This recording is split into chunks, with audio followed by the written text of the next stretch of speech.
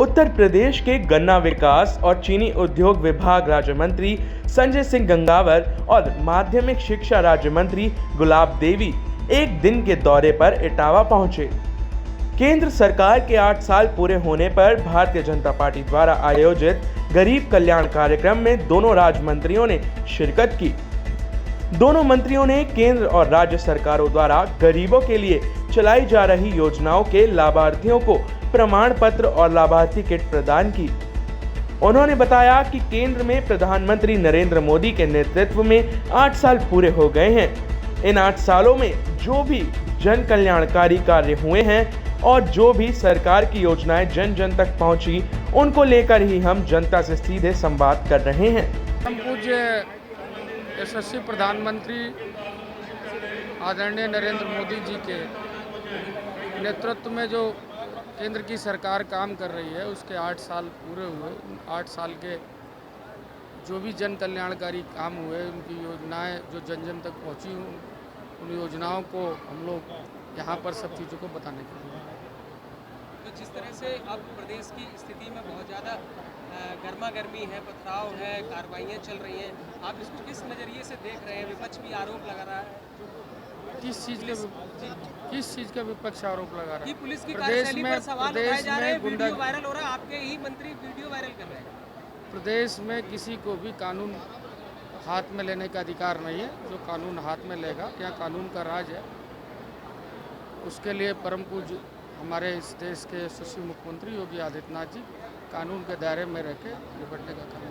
अब जैसे घर ढहाए जा रहे हैं, कार्रवाइयाँ चल रही हैं, इस पर अब मानवाधिकार और विपक्ष ने वो वीडियो भी ट्वीट किए कि इसकी आवश्यकता कहाँ पड़ रही है, क्यों ऐसी नौबत है?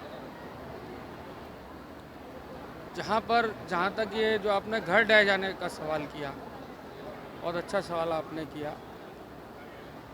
किसी का घर ढाया नहीं जा रहा। उपद्रववादी जो लोग प्रदेश का माहौल ख़राब करना चाहते हैं, जो प्रदेश के भाईचारे को बिगाड़ना चाहते हैं, जो प्रदेश में जनता की संपत्ति है, जो भी सरकार की संपत्ति है वो जनता की, उसको नुकसान पहुंचाना चाहते हैं।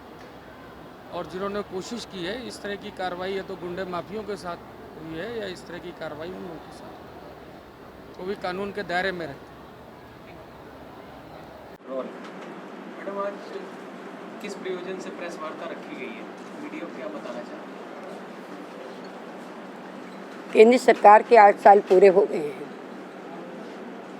उसके उपलक्ष्य में हम लोग निकले हैं पूरे प्रदेश में सभी मंत्री, और ये देख रहे हैं कि इन 8 सालों की स्थिति जो भी है हमारे जन कल्याणकारी योजनाओं की, वो जनता में कहाँ तक लाभान्वित हुए हैं, कहाँ तक उन योजनाओं का क्रियान्वयन हुआ है और जनता कितनी उनसे लाभान्वित हुई है।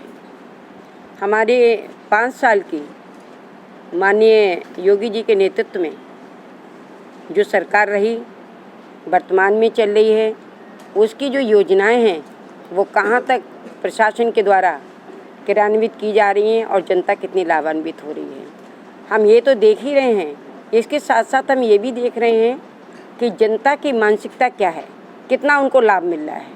हम केवल अधिकारियों के भरोसे पर ही नहीं हैं, हम ये भी देख रहे हैं कि अधिकारी उन योजनाओं को कितना क्रियान्वित कर रहे हैं और जनता उनसे कितनी लाभान्वित हो रही है। सीधे सीधे हम जनता से संपर्क कर रहे हैं और जनता जिस आधार पर हमें रिपोर्ट दे रही है, उसके बाद में फिर हम ये समीक्षा बैठक कर रहे हैं और उसमें हम जानकारी ले रहे हैं कि अगर कोई कहीं कमी दिखाई दे रही है तो वो क्यों है और वो कब तक पूरी हो जाए।